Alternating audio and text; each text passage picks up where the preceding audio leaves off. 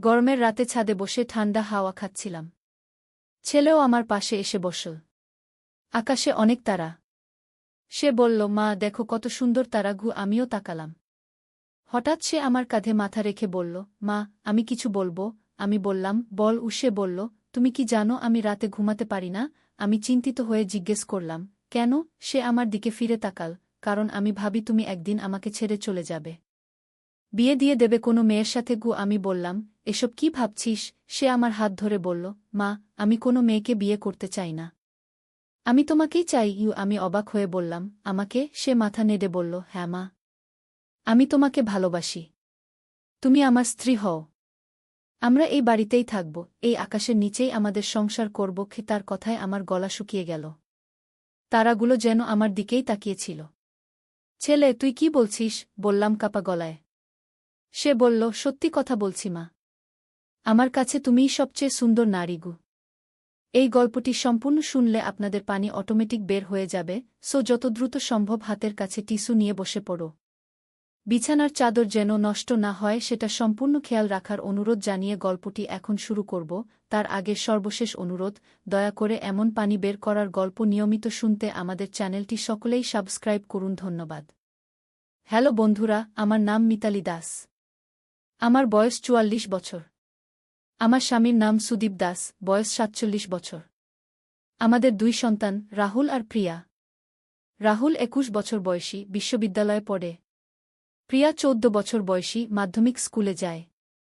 সেদিনের কথা মনে পড়লেই গায়ে কাঁটা দিয়ে ওঠে। গত সপ্তাহের মঙ্গলবার রাত ছিল প্রচণ্ড গরম। ঢাকার এই দমবন্ধ করা আবহাওয়ায় একটুও ঘুম আসছিল না। রাত 11:30টার দিকে ছাদে উঠলাম ঠান্ডা হাওয়া খেতে। রাহুলও তার পড়াশোনার বই নিয়ে ছাদে এসে বসল।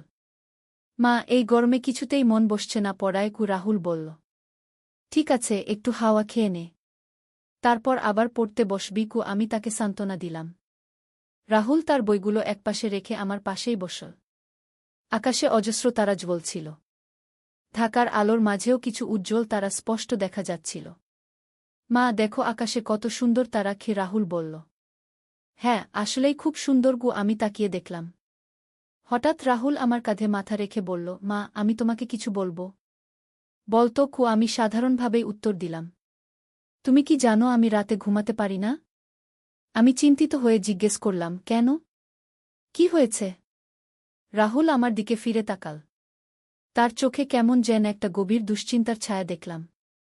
কারণ আমি সবসময় ভাবি তুমি একদিন আমাকে ছেড়ে চলে যাবে, বিয়ে দিয়ে দেবে কোনো মেয়ের সাথে। আমি অবাক হয়ে বললাম, এসব কি ভাবছিস তুই? মা তো সবসময় ছেলের পাশে থাকে। রাহুল আমার হাত ধরে বলল, মা আমি সত্যি বলছি, আমি কোনো মেয়েকে বিয়ে করতে চাই না, আমি শুধু তোমাকেই চাই আমার জীবনে। এই কথাটা শুনে আমার মনে প্রথমে কেমন যেন একটা অদ্ভুত অনুভূতি হল। কিন্তু তারপরই ভাবলাম, ছেলেটা হয়তো মায়ের প্রতি তার ভালোবাসার কথা বলছে। আমাকে মানে? আমি জিজ্ঞেস করলাম। রাহুল মাথা নেড়ে বলল, হ্যাঁ মা, আমি তোমাকে ভালোবাসি। তুমি আমার স্ত্রী হও। আমরা এই বাড়িতেই থাকব, এই আকাশের নিচেই আমাদের সংসার করব। তার এই কথাগুলো শুনে আমার গলা শুকিয়ে গেল। তারাগুলো যেন আমার দিকেই তাকিয়েছিল আর আমার মনে হলো পুরো পৃথিবীটা যেন থমকে গেছে। ছেলে, তুই কি বলছিস? আমি কাপা গলা জিজ্ঞেস করলাম। সত্যি কথা বলছি মা, আমার কাছে তুমিই সবচেয়ে সুন্দর নারী। এই কথার পর আমি কিছুক্ষণ নীরব থেকে রাহুলের দিকে তাকিয়ে রইলাম। তার চোখে এমন একটা আকুতি দেখলাম যেটা আমাকে বিস্মিত করল। কিন্তু হঠাৎ তার পরের কথাগুলো শুনে আমি আরও অবাক হয়ে গেলাম। মা তুমি জানো না আমি কতদিন ধরে একটা রহস্যের মধ্যে আছি। আমার মনে হয় আমাদের বাড়িতে কিছু অস্বাভাবিক ঘটনা ঘটছে। কী রকম? আমি জিজ্ঞেস করলাম। রাতে আমি অদ্ভুত আওয়াজ শুনি। মনে হয় কেউ যেন আমাদের বাড়ির চারপাশে ঘুরে বেড়াচ্ছে। আর তুমি জানো মা, গত সপ্তাহে আমি ছাদ থেকে একটা রহস্যময় লোক দেখেছি যে আমাদের বাড়ির সামনে দাঁড়িয়েছিল। রাহুলের এই কথা শুনে আমার মনে একটু চিন্তা হল। তুই নিশ্চিত? হ্যাঁ মা। আর আরেকটা ব্যাপার, তুমি লক্ষ্য করেছ কি না জানি না, কিন্তু আমার মনে হয় কেউ আমাদের ফোনে কল করে কিছু না বলে ফোন কেটে দেয়া। এই কথা শুনে আমার মনে পড়ল, গত কয়েকদিন আসলেই এরকম কয়েকটা ফোন এসেছিল, কিন্তু আমি বিশেষ গুরুত্ব দেইনি। তুই ঠিক বলেছিস রাহুল, আমার কাছেও এরকম ফোন এসেছে গু, আমি স্বীকার করলাম। রাহুল উঠে দাঁড়িয়ে ছাদের রেলিংয়ের কাছে গিয়ে নিচের দিকে তাকাল। মা, তুমি এখানে এসো গু। আমি তার কাছে গেলাম। রাহুল আমার কাঁধে হাত রেখে বলল, মা দেখো, ওই রাস্তার মোড়ে একটা গাড়ি দাঁড়িয়ে আছে। গত 3 দিন ধরে আমি ওই গাড়িটা ওখানেই দেখছি গু। আমি নিচে তাকিয়ে দেখলাম, সত্যিই একটা কালো রঙের গাড়ি দাঁড়িয়ে আছে। গাড়ির ভেতরে কেউ আছে কি না তা বোঝা যাচ্ছিল না। এটা আমার নজরে আসেনি গিয়ে আমি বললাম, মা আমার মনে হয় কেউ আমাদের পর্যবেক্ষণ করছে। তুমি কি মনে করো না আমাদের এ ব্যাপারে কিছু করা উচিত? রাহুলের কথা শুনে আমার মনে একটা অস্বস্তি হল। তুই ঠিক বলেছিস। কাল তোর বাবার সাথে কথা বলে দেখি। এই কথা বলার পরপরই হঠাৎ আমাদের বাড়ির নিচে একটা আওয়াজ হল। মনে হলো যেন কেউ আমাদের গেটে ধাক্কা দিচ্ছে। শোনো, নিচে কি আওয়াজ হচ্ছে? আমি রাহুলকে বললাম। আমরা দুজনেই নীরব হয়ে কান পেতে শুনলাম। আবারও আওয়াজটা হলো। এবার আরও জোরে। মা, কেউ আমাদের গেটে ধাক্কা দিচ্ছে ছু, রাহুল ফিসফিস করে বলল। এত রাতে কে আসতে পারে? আমি চিন্তিত হয়ে বললাম। হঠাৎ আমাদের দরজার কলিং বেল বেজে উঠল। 1 বার, 2 বার, 3 বার। বেশ জোরে জোরে। মা, আমার ভয় লাগছে ছু, রাহুল আমার কাছে এসে দাঁড়াল। আমিও ঘাবড়ে গিয়েছিলাম। তোর বাবা তো ঘুমিয়ে আছেন। প্রিয়াও ঘুমাচ্ছে। আমরা কি করব? রাহুল সাহস করে বলল, মা চল আমরা নিচে গিয়ে দেখি কে এসেছে। তবে দরজা খুলব না, জানালা দিয়ে দেখব। আমরা দুজনে চুপি চুপি ছাদ থেকে নিচে নামলাম। বেল তখনও বাজছিল। আমার হৃদস্পন্দন দ্রুত হয়ে গিয়েছিল। নিচে এসে আমরা জানালার পর্দার ফাঁক দিয়ে বাইরে তাকালাম। দেখলাম একজন লোক আমাদের গেটের সামনে দাঁড়িয়ে আছে। তার পরনে কালো পোশাক, মাথায় একটা ক্যাপ। তার চেহারা স্পষ্ট দেখা যাচ্ছিল না। মা, ওই লোকটাকে? রাহুল ফিসফিস করে জিজ্ঞেস করল। আমি চিনতে পারছি না গো, আমি উত্তর দিলাম। হঠাৎ সেই লোকটা আমাদের জানালার দিকে তাকাল। মনে হলো যেন সে আমাদের দেখতে পেয়েছে। তারপর সে একটা কাগজ বের করে আমাদের গেটে রেখে দিল এবং দ্রুত চলে গেল। মা, সে একটা কাগজ রেখে গেছে ছু, রাহুল বলল। দেখি কি লিখেছে খু, আমি বললাম। আমরা গেট খুলে সেই কাগজটা নিয়ে এলাম। কাগজে লেখা ছিল, আপনাদের বাড়িতে একটা গুপ্তধন লুকানো আছে। আগামীকাল রাতে আমরা সেটা নিয়ে যাব। বাধা দিলে বিপদ হবে। এই চিঠি পড়ে আমার পুরো শরীর কাঁপতে লাগল। রাহুল, এটা কি? রাহুল চিঠিটা আবার পড়ল। মা, মনে হয় কোনো চোরের দল আমাদের বাড়িতে চুরি করতে আসতে চায়। কিন্তু গুপ্তধন মানে কি? আমি তো জানি না আমাদের বাড়িতে কোনো গুপ্তধন আছে কু, আমি বললাম। এমন সময় আমাদের পেছন থেকে একটা গলার আওয়াজ এলো। কি হয়েছে? তোরা এত রাতে এখানে কি করছিস? আমরা পেছনে তাকিয়ে দেখি সুদীপ দাঁড়িয়ে আছে। বেলের আওয়াজে তার ঘুম ভেঙে গেছে। দেখো এই চিঠিটা ঘু, আমি সুদীপকে চিঠিটা দিলাম। সুদীপ চিঠিটা পড়ে গম্ভীর হয়ে গেল। এটা কে দিয়ে গেল? একজন অচেনা লোক। কালো পোশাক পরা খে, রাহুল বলল। সুদীপ চিন্তিত মুখে বলল, আমার মনে হয় এটা কোনো সাধারণ চোরের কাজ নয়। গুপ্তধনের কথা বলা মানে এরা কিছু জানে যেটা আমরা জানি না গে। কিন্তু আমাদের বাড়িতে কি গুপ্তধন থাকতে পারে? আমি জিজ্ঞেস করলাম। সুদীপ একটু ভেবে বলল, মিতালি, তুই কি জানিস আমার দাদার কথা? আমার দাদা রণবীর দাস একজন স্বাধীনতা সংগ্রামী ছিলেন। তিনি ব্রিটিশ আমলে বিপ্লবী কর্মকাণ্ডে জড়িত ছিলেন গু। এই কথা শুনে আমি অবাক হলাম। তুমি এই কথা আগে বলনি গে। আমিও বিস্তারিত জানি না। আমার বাবা আমাকে খুব একটা বলেননি। কিন্তু শুনেছি দাদা কিছু গোপনীয় জিনিস এই বাড়িতে লুকিয়ে রেখেছিলেন গু। রাহুল উৎসাহিত হয়ে বলল, সেগুলো কি? সেটাই তো জানি না। হতে পারে কোনো গুরুত্বপূর্ণ দলিল অথবা কোনো মূল্যবান জিনিস, সুদীপ বলল। আমি বললাম, তাহলে কি করব? কাল রাতে যদি সত্যিই কেউ আসে? সুদীপ দৃঢ় গলায় বলল, আমরা পুলিশকে খবর দেব। আর আমাদেরও প্রস্তুতি নিতে হবে গে। কিন্তু তার আগে আমরা কি খুঁজে দেখতে পারি না যে সত্যিই কোনো গুপ্তধন আছে কিনা? রাহুল প্রস্তাব দিল। সুদীপ মাথা নেড়ে বলল, হ্যাঁ, সেটা ভালো প্রস্তাব। কাল সকালে আমরা পুরো বাড়ি খুঁজে দেখব। পরের দিন সকালে আমরা সবাই মিলে বাড়ির প্রতিটি কোণ খুঁজতে শুরু করলাম। প্রিয়াকে আমরা সবকিছু বলিনি, শুধু বলেছিলাম যে আমরা বাড়ি পরিষ্কার করছি। আমরা প্রথমে নিচের তলায় খুঁজলাম। তারপর উপরের তলায়। কিন্তু কিছুই পেলাম না। দুপুর পর্যন্ত খোঁজাখুঁজি করেও কিছু পেলাম না। হয়তো আমরা ভুল জায়গায় খুঁজছি, সুদীপ বলল। রাহুল বলল, বাবা, আমাদের বাড়ির কোনো গোপন ঘর বা কোনো লুকানো জায়গা আছে কি? সুদীপ ভেবে বলল, আমার মনে নেই। তবে একটা কথা, আমাদের বাড়ির ভিত্তিপ্রস্তর যখন গড়া হয়েছিল তখন আমার দাদা নিজেই তদারকি করেছিলেন গু। মানে? আমি জিজ্ঞেস করলাম। মানে হতে পারে বাড়ির নিচে কোনো গোপন জায়গা আছে কি, সুদীপ বলল। আমরা সবাই একসাথে বাড়ির চারপাশে খুঁজতে লাগলাম। হঠাৎ রাহুল একটা অদ্ভুত জিনিস লক্ষ্য করল। বাবা, দেখো, এই দেওয়ালে একটা অংশ কেমন যেন ভিন্ন রঙের গু। আমরা সবাই দেখলাম। সত্যিই দেওয়ালের একটা অংশ বাকি অংশের চেয়ে একটু ভিন্ন রঙের। সুদীপ দেওয়ালে হাত দিয়ে ধাক্কা দিল। শব্দ শুনে মনে হলো সেই অংশটা ফাঁপা। এখানে কিছু আছে, সুদীপ বলল। আমরা একটা হাতুড়ি এনে সেই দেওয়ালের অংশটা ভাঙলাম। দেখলাম একটা ছোট গুহার মতো জায়গা। সেখানে একটা পুরানো কাঠের বাক্স রাখা আছে। রাহুল উৎসাহিত হয়ে বলল, এটাই নিশ্চয়ই সেই গুপ্তধন গু। আমরা বাক্সটা বের করে নিয়ে এলাম। বাক্সটা বেশ ভারী ছিল। সুদীপ বাক্সটা খুলল। বাক্সের ভেতরে ছিল কিছু পুরানো দলিল, কিছু সোনার গয়না এবং কিছু মূল্যবান পাথর। আর একটা চিঠি। সুদীপ চিঠিটা খুলে পড়ল। এটা আমার দাদার লেখা। তিনি লিখেছেন যে এই সম্পদগুলো স্বাধীনতা আন্দোলনের জন্য সংগ্রহ করেছিলেন। কিন্তু স্বাধীনতার আগেই তাকে লুকিয়ে রাখতে হয়েছিল। তিনি চেয়েছিলেন তার পরবর্তী প্রজন্ম এগুলো দেশের কল্যাণে ব্যবহার করুক। আমি বললাম, তাহলে এই সম্পদের কথা কিভাবে অন্য কেউ জানতে পারল? সুদীপ গম্ভীর হয়ে বলল, হতে পারে কেউ দাদার কোনো পুরানো সহযোগী। অথবা কেউ গবেষণা করে জেনেছে গি। রাহুল বলল, এখন কি করব?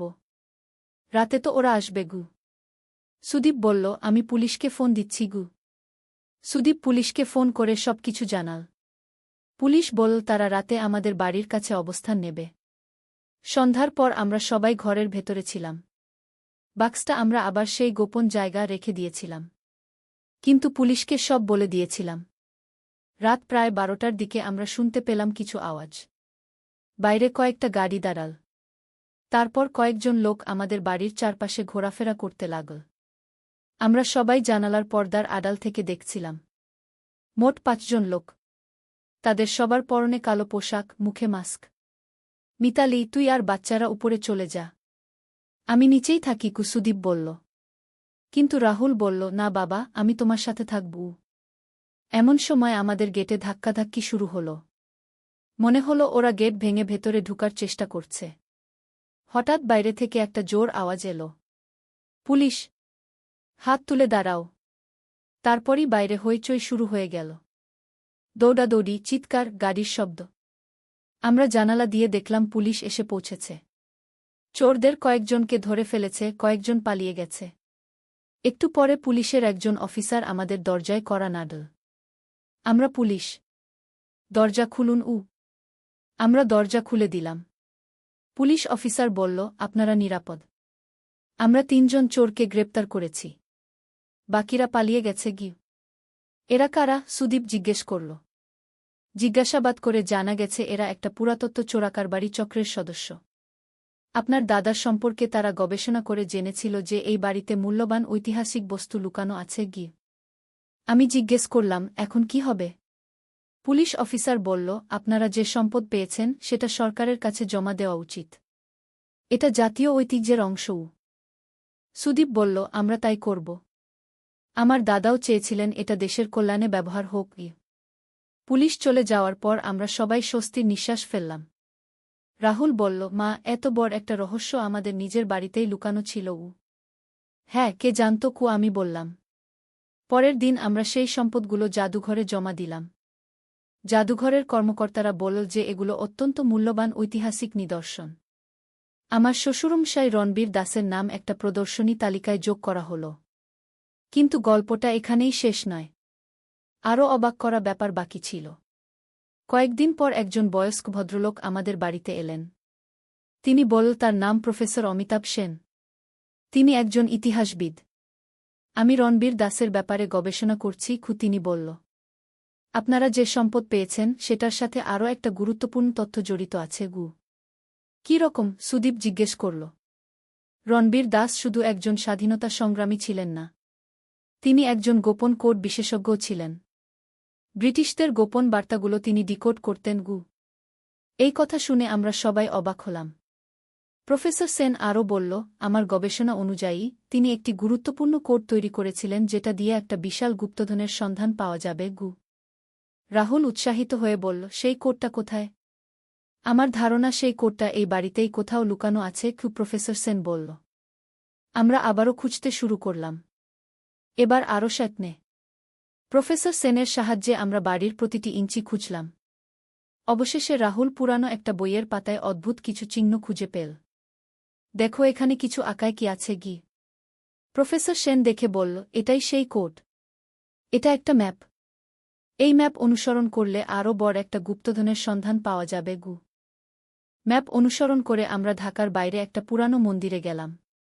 সেখানে খুঁজে পেলাম আরও একটা গুপ্ত কক্ষ। সেই কক্ষে ছিল প্রচুর সোনা, রূপা, মূল্যবান পাথর এবং প্রাচীন কয়েন। এই সব সম্পদও আমরা সরকারের কাছে জমা দিলাম। সরকার আমাদের পরিবারকে একটা সম্মাননা দিল এবং আমাদের আর্থিক সহায়তাও দিল। প্রফেসর সেন বলল, রণবীর দাস সত্যিই একজন মহান ব্যক্তি ছিলেন। তিনি শুধু দেশের জন্য লড়াই করেননি, ভবিষ্যৎ প্রজন্মের জন্যও ব্যবস্থা করে গেছেন। এই পুরো ঘটনার পর আমাদের জীবনযাত্রা অনেক বদলে গেল। রাহুল ইতিহাস নিয়ে পড়াশোনা করার সিদ্ধান্ত নিল। প্রিয়াও ইতিহাসে আগ্রহী হয়ে উঠল। কিন্তু সবচেয়ে বড় পরিবর্তন হল আমাদের পারিবারিক বন্ধনে। এই রোমাঞ্চকর অভিজ্ঞতার মধ্য দিয়ে আমরা আরও কাছাকাছি এসেছি। রাহুল এখন আর বলে না যে সে আমাকে বিয়ে করবে। সে বুঝতে পেরেছে যে মায়ের সাথে ছেলের সম্পর্ক আর সব সম্পর্কের চেয়ে আলাদা এবং পবিত্র। তার এখন একটা নতুন স্বপ্ন, সে একজন ইতিহাসবিদ হয়ে দেশের ঐতিহ্য রক্ষা করবে। কয়েক মাস পর রাহুল তার কলেজে একটা মেয়ের সাথে বন্ধুত্ব করল। মেয়েটির নাম তনুশ্রী। ও ইতিহাস নিয়ে পড়ে। ও আমাদের বাড়িতে এসেছিল এবং আমাদের পুরো অভিজ্ঞতার কথা শুনে মুগ্ধ হয়েছিল। রাহুল এখন তনুশ্রীর সাথে অনেক সময় কাটায়। তারা দুজনে মিলে বিভিন্ন ঐতিহাসিক স্থান ঘুরে বেড়ায়। আমি দেখে খুব খুশি হই। একদিন রাহুল আমাকে বলল, মা, আমি তনুশ্রীকে বিয়ে করতে চাই। আমি হেসে বললাম, তাই নাকি? তাহলে তো আমার আরেকটা মেয়ে পাবো। হ্যাঁ মা, তুমি ওকে পছন্দ করো তো? খুবই পছন্দ করি। ও খুব ভালো মেয়ে। এইভাবে আমাদের পরিবারে নতুন সদস্য যোগ হওয়ার প্রস্তুতি শুরু হল। সুদীপ একদিন বলল, মিতালি, আমাদের যে এত বড় একটা রহস্য ঘরেই লুকানো ছিল সেটা ভাবতেই অবাক লাগে। হ্যাঁ, কিন্তু সবচেয়ে ভালো লেগেছে যে এই ঘটনার মধ্য দিয়ে আমাদের পরিবার আরও মজবুত হয়েছে। প্রিয়াও বলল, দিদি, আমিও বড় হয়ে ইতিহাসবিদ হব। অবশ্যই পারবি। আমি তাকে উৎসাহ দিলাম। আজ যখন আমি সেই রাতের কথা মনে করি, যখন রাহুল ছাদে আমার কাছে তার মনের কথা বলেছিল, তখন মনে হয় সেই রাতটাই আমাদের জীবনে একটা বিরাট পরিবর্তনের সূচনা করেছিল। রাহুলের সেই কথাগুলো আসলে একটা যুবকের বিভ্রান্তি ছিল।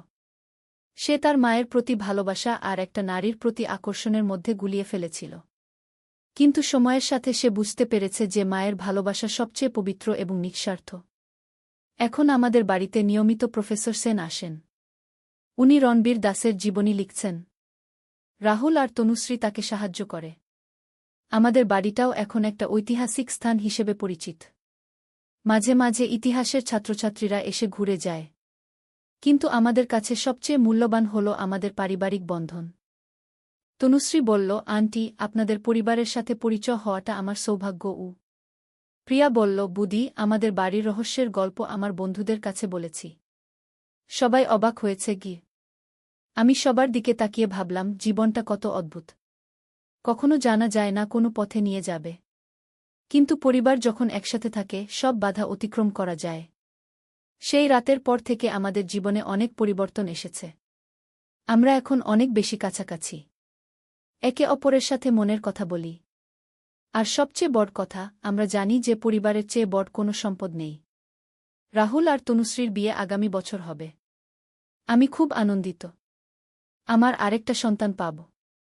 কিন্তু আজকে যখন আমি সেই পুরো ঘটনার কথা মনে করি, একটা কথাই মনে হয়, জীবনে যত বড় রহস্য বা সমস্যাই আসুক না কেন, পরিবারের সাথে থাকলে সব সমাধান করা যায়।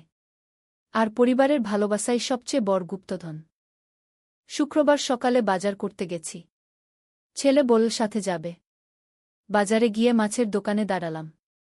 দোকানদার জিজ্ঞেস করল, ভাবি কি মাছ লাগবে? আমি অবাক হয়ে বললাম, ভাবি। দোকানদার হেসে বলল, ভাইয়ের বউ তো ভাবি। ছেলে হাসল।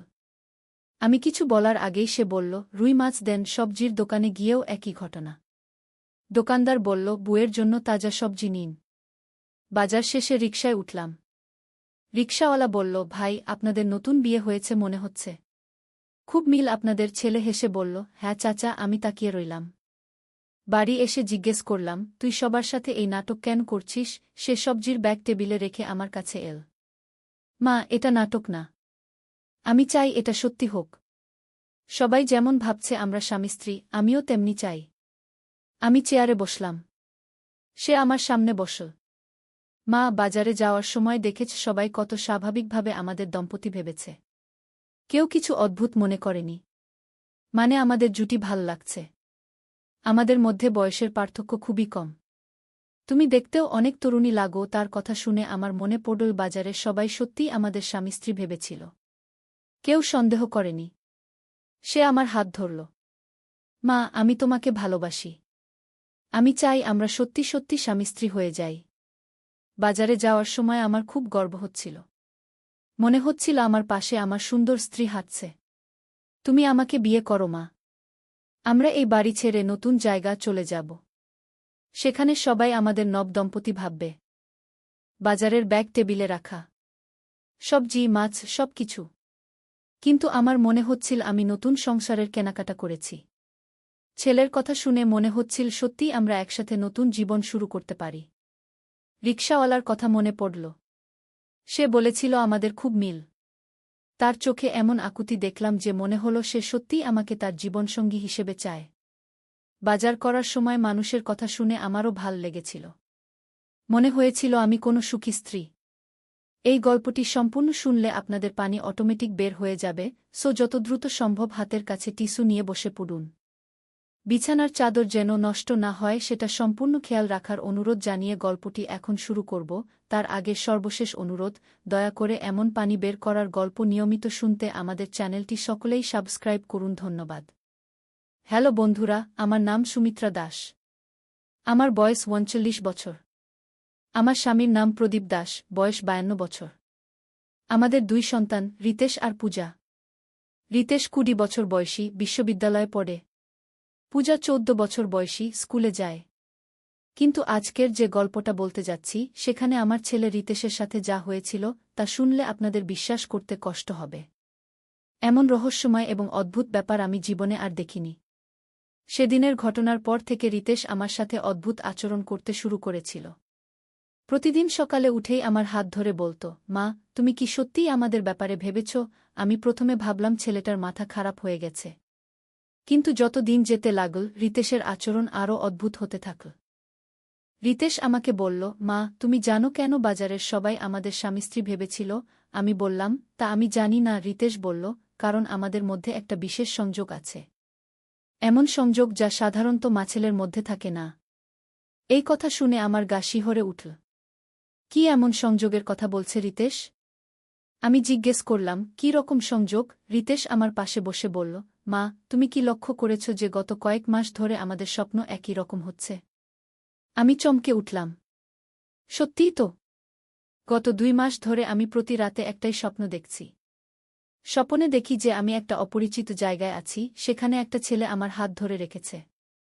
সেই ছেলের মুখ দেখতে পাই না, কিন্তু তার স্পর্শে একটা অদ্ভুত শান্তি অনুভব করি। রিতেশ বলল, মা, আমিও প্রতি রাতে দেখি যে আমি একজন মহিলার হাত ধরে আছি। সেই মহিলাকে দেখতে পাই না, কিন্তু তার উপস্থিতিতে আমার মন ভাল লাগে। আমার গলা শুকিয়ে গেল। এটা কি কাকতালীয় নাকি সত্যিই কোনো রহস্য?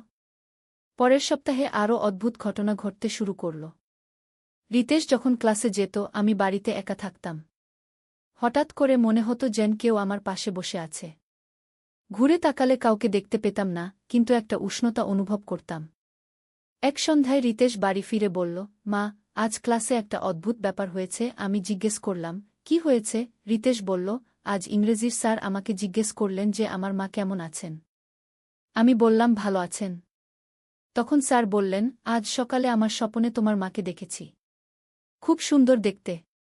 এই কথা শুনে আমার মাথা ঘুরে গেল। রিতেশের স্যার আমাকে স্বপনে দেখেছেন? কিন্তু উনি তো আমাকে কখনো দেখেননি। রিতেশ বলল, মা এটাও কি কাকতালীয়? আমি কোনো উত্তর দিতে পারলাম না। রাতে খাওয়ার সময় রিতেশ বলল, মা আমার মনে হচ্ছে আমাদের মধ্যে একটা অলৌকিক সংযোগ তৈরি হচ্ছে। আমি বললাম, এসব কি বলছিস তুই? রিতেশ বলল, মা আমি পড়াশোনা করে জানতে পেরেছি যে মা আর ছেলের মধ্যে কখনো কখনো এমন মানসিক সংযোগ তৈরি হয় যা সাধারণ সম্পর্কের চেয়ে গভীর হয়। এটাকে বলে সাইকিক কানেকশন। আমি ভাবলাম রিতেশ হয়তো অনেক বই পড়ে এসব কথা বলছে। কিন্তু যা ঘটছে তার ব্যাখ্যা কি? পরের দিন সকালে ঘুম থেকে উঠে দেখলাম রিতেশ আমার রুমে বসে আছে। আমি জিজ্ঞেস করলাম, কি ব্যাপার এত সকালে? রিতেশ বলল, মা গত রাতে আমার স্বপনে তুমি কাঁদছিলে, তাই চেক করতে এসেছি তুমি ভালো আছ কি না। আমার গলা শুকিয়ে গেল। সত্যিই গত রাতে আমি স্বপনে কান্নাকাটি করেছিলাম।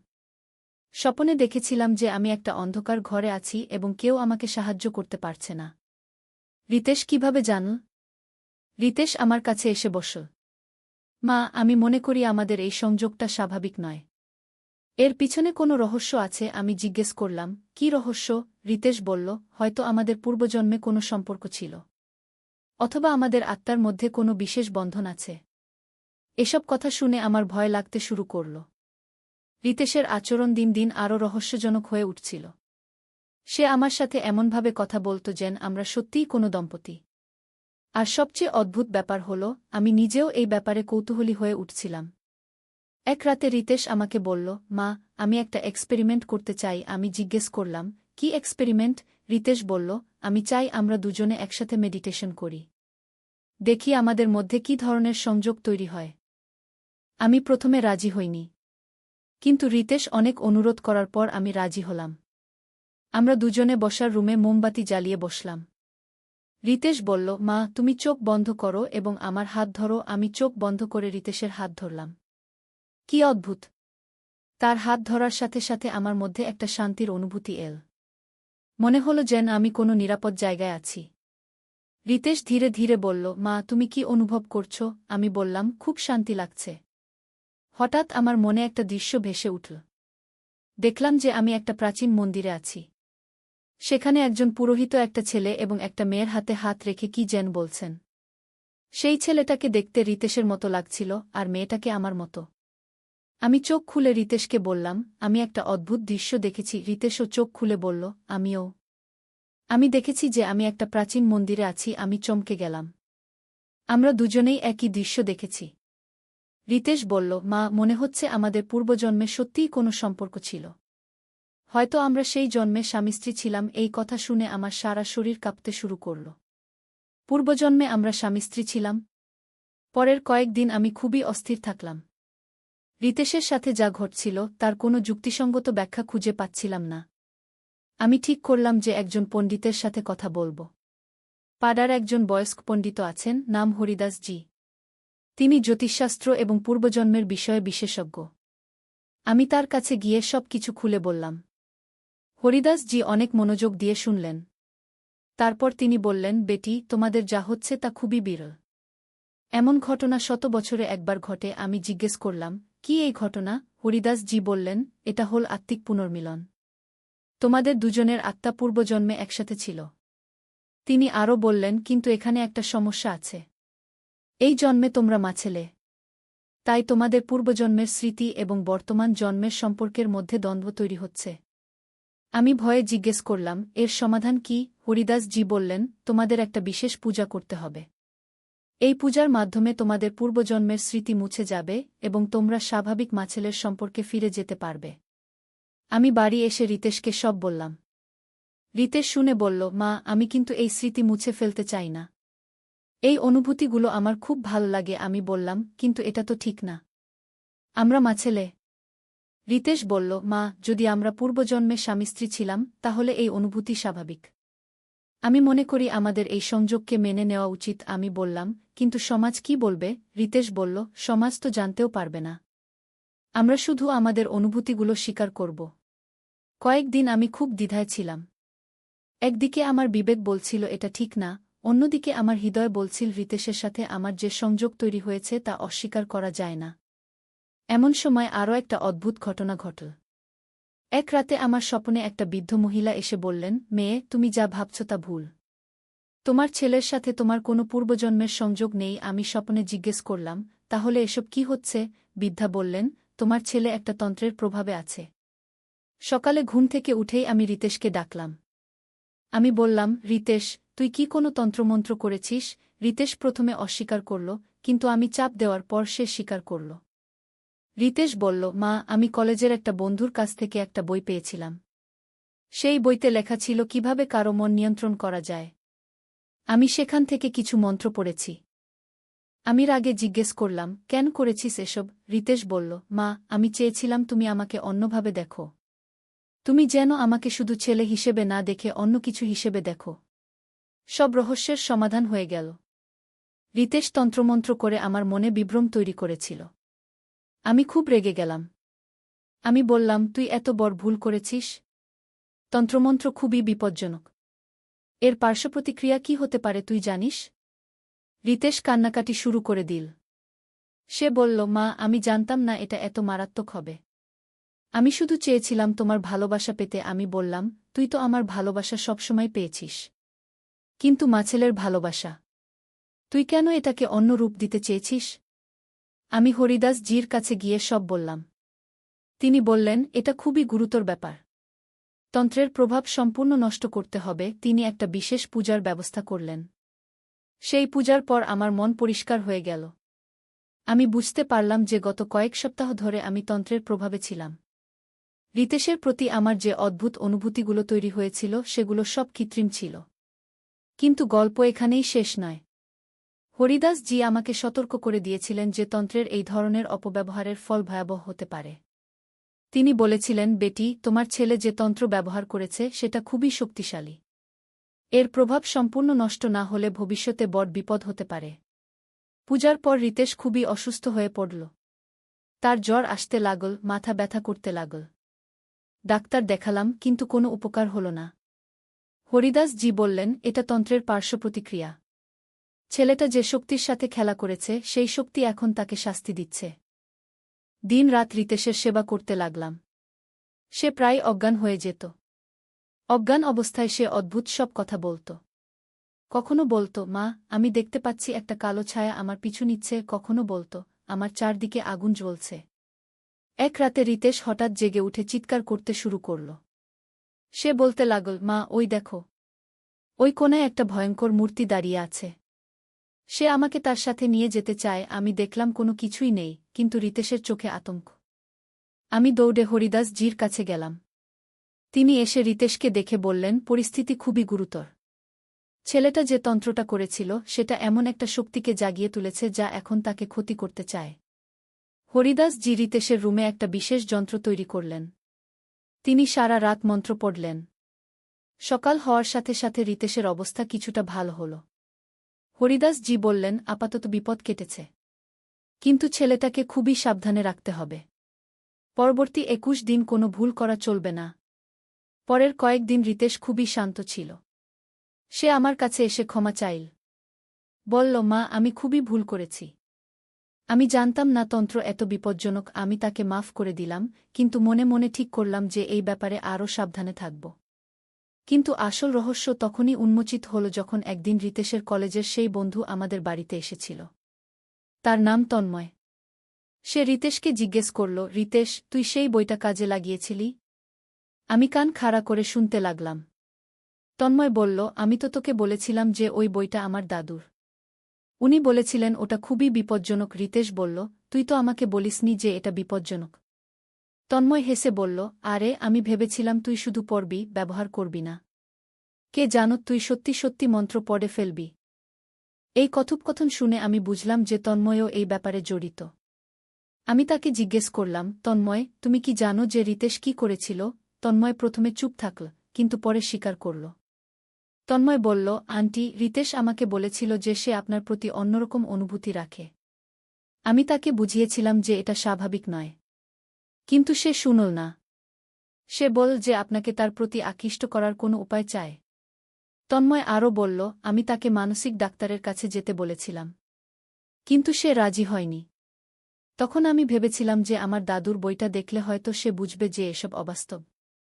আমি রাগে জিজ্ঞেস করলাম, তুমি জানতে যে বইটা বিপজ্জনক, তাও দিয়েছিলে কেন? তন্ময় বলল, আন্টি, আমি ভাবতে পারিনি যে রিতেশ সত্যি সত্যি মন্ত্র পড়বে।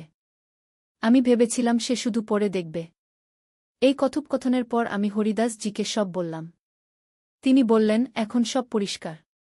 তন্ময়ের দাদুর বইটা নিয়ে আসতে হবে। সেই বইতে হয়তো এই সমস্যার সম্পূর্ণ সমাধান আছে। তন্ময় তার দাদুর বইটা নিয়ে এল। বইটা দেখতে খুবই পুরনো। চামড়ার মলাটে সংস্কৃত ভাষায় কিছু লেখা। হরিদাস জি বইটা খুলে দেখলেন। তিনি বললেন, এই বইটা অন্তত 200 বছরের পুরনো। এতে যে তন্ত্রগুলো লেখা আছে সেগুলো খুবই শক্তিশালী। রিতেশ যে মন্ত্রটা পড়েছে সেটা এই বইয়েরই একটা অংশ। হরিদাস জি বইয়ের পাতা উল্টাতে উল্টাতে একটা বিশেষ অংশে থামলেন। তিনি বললেন, দেখো, এখানে লেখা আছে এই তন্ত্রের প্রতিকার।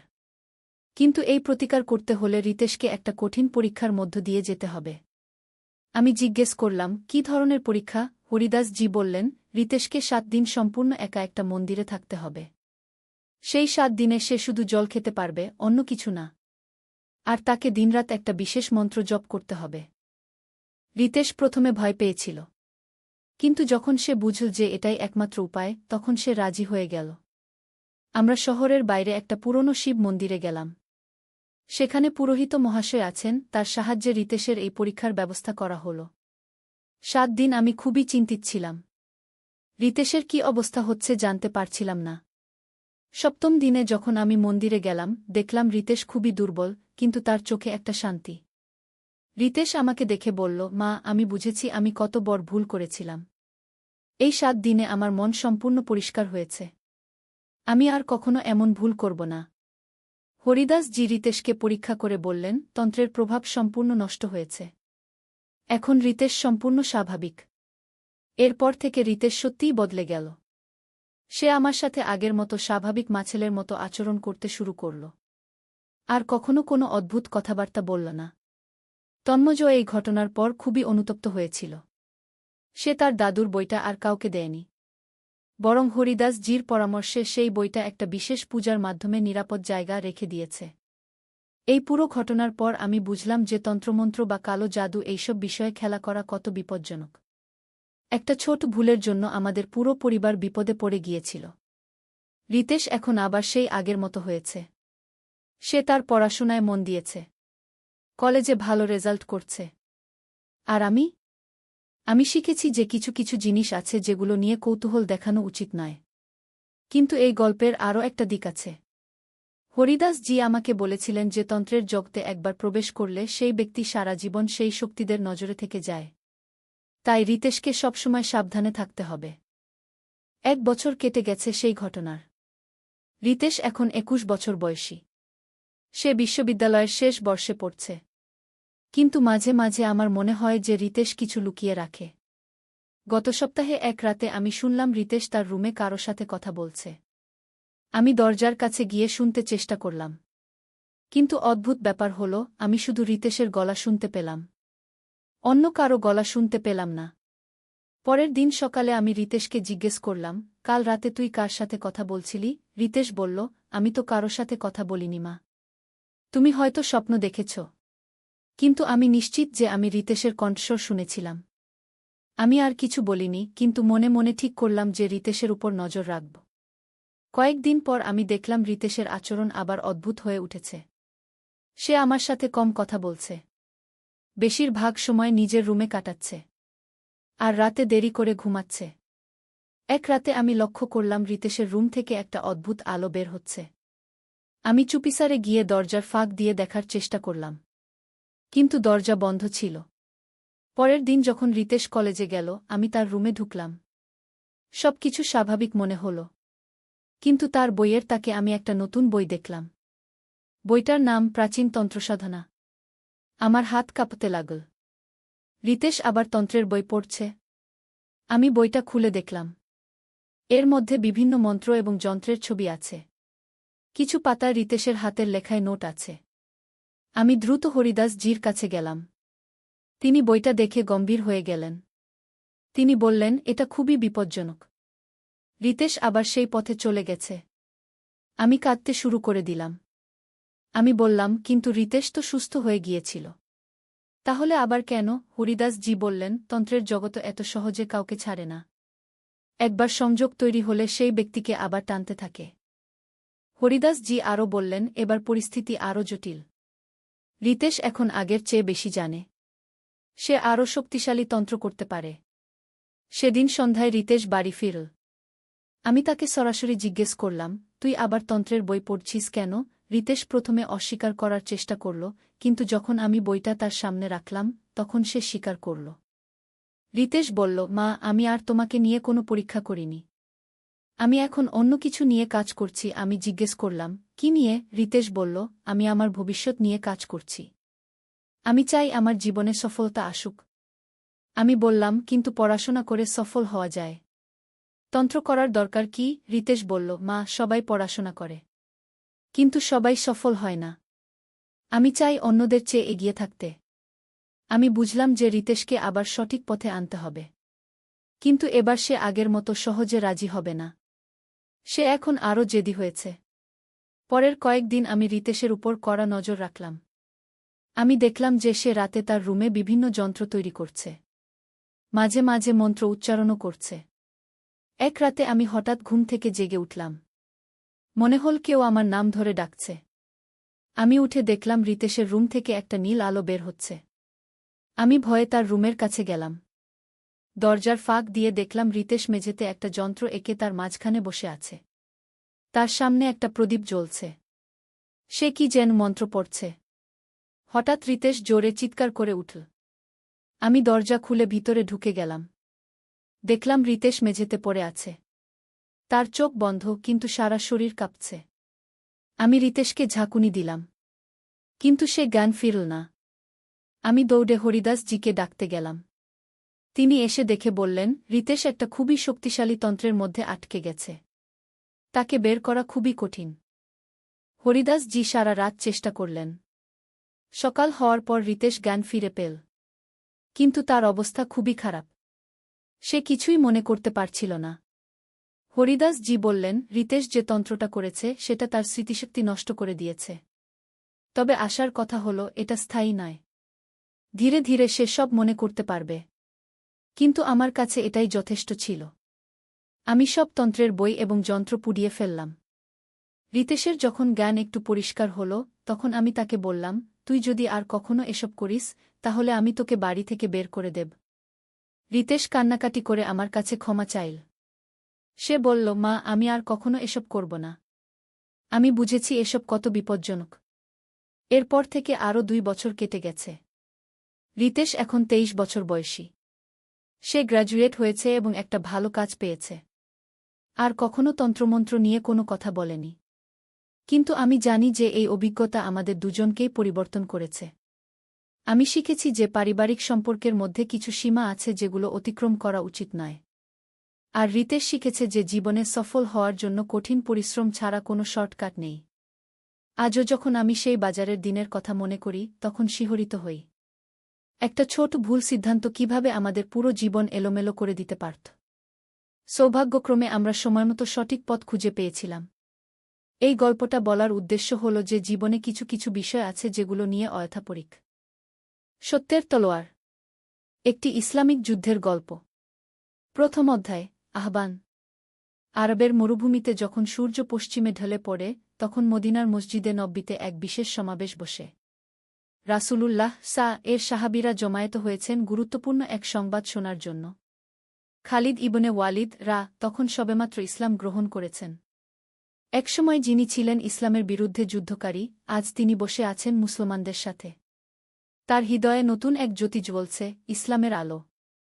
হে সাহাবীগণ, রাসূল বললেন, শাম দেশে আমাদের ভাইয়েরা বিপদে। বাইজান্টাইন সাম্রাজ্য মুসলমানদের উপর অত্যাচার করছে। আমাদের সাহায্যের প্রয়োজন তাদের। আবু বকর দাঁড়িয়ে বললেন, ইয়া রাসূলাল্লাহ, আমরা প্রস্তুত। আল্লাহর রাস্তায় জিহাদের জন্য আমাদের জান ও মাল উৎসর্গ করতে। খালিদ ইবনে ওয়ালিদের মন তখন উত্তেজনায় ভরে ওঠে। তিনি ছিলেন একজন দক্ষ যোদ্ধা, কিন্তু এবার তিনি লড়বেন ভিন্ন উদ্দেশ্যে, আল্লাহর সন্তুষ্টির জন্য, মানুষের কল্যাণের জন্য। সেদিন রাতে খালিদ নামাজ শেষে দীর্ঘক্ষণ দোয়া করলেন। হে আল্লাহ, আপনি আমাকে হিদায়েত দান করেছেন। এখন আমাকে শক্তি দিন যাতে আপনার দ্বীনের সেবা করতে পারি। আমার অতীতের সব পাপ ক্ষমা করুন। দ্বিতীয় অধ্যায় প্রস্তুতি। পরের দিন মুসলিম বাহিনীর প্রস্তুতি শুরু হল। আবু উবায়দা ইবনুল জাররাহ কে প্রধান সেনাপতি নিযুক্ত করা হল। সাথে ছিলেন ইকরিমা ইবনে আবু জাহল সুরাহবিল ইবনে হাসানা আমর ইবনুল আস এবং ইয়াজিদ ইবনে আবু সুফিয়ান খালিদ ইবনে ওয়ালিদকে ইরাক থেকে শাম অভিমুখে যাত্রার নির্দেশ দেওয়া হল। তিনি তার বাহিনী নিয়ে একটি কঠিন পথ বেছে নিলেন, সিরীয় মরুভূমির মধ্য দিয়ে। কেন এই কঠিন পথ, তার এক সহযোদ্ধা জিজ্ঞেস করল। কারণ খালিদ বললেন, শত্রুরা কখনো ভাববে না যে আমরা এই অসম্ভব পথ দিয়ে আসব। আল্লাহর উপর তাওয়াক্কুল করে এগিয়ে চলি গে। মরুভূমির পথ ছিল ভয়ঙ্কর। পানির অভাব, প্রচণ্ড গরম এবং বালুর ঝড়। কিন্তু মুসলিম বাহিনী ছিল দৃঢ়প্রতিজ্ঞ। তারা জানত এই জিহাদ শুধু ভূমি জয়ের জন্য নয়, এটা সত্য ও ন্যায়ের জন্য। একদিন রাতে খালিদ তার সৈনিকদের সামনে ভাষণ দিলেন, হে মুজাহিদগণ, আমরা লড়ছি আল্লাহর রাস্তায়। আমাদের উদ্দেশ্য লুট বা হত্যা নয়। আমরা চাই মানুষের মুক্তি, ন্যায় বিচার প্রতিষ্ঠা। যারা শান্তি চায় তাদের সাথে শান্তি, যারা যুদ্ধ চায় তাদের সাথে যুদ্ধও। তৃতীয় অধ্যায় প্রথম সংঘর্ষ।